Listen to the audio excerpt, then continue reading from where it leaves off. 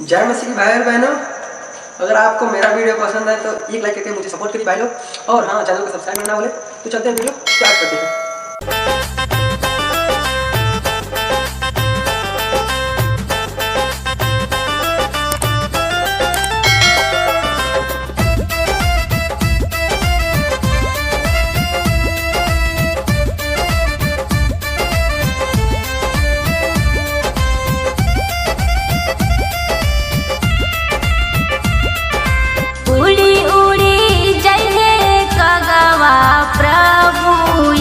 के पास प्रभु यीशु के पास उड़ी उड़ी जय कागवा प्रभु यीशु के पास। यीशु जी के ले अइहे संगावा मानवा में लागल बयास। यीशु जी के ले अइहे संगावा मानवा में लागल बयास।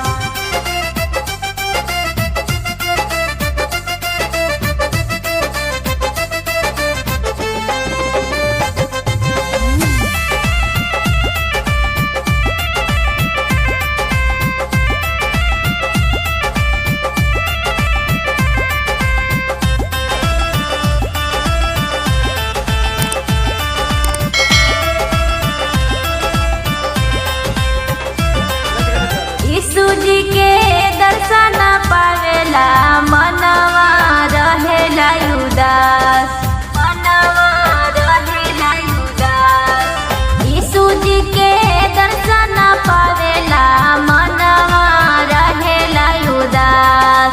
खाना पीना घरवा दुआरवा तनिको नया बेला रास।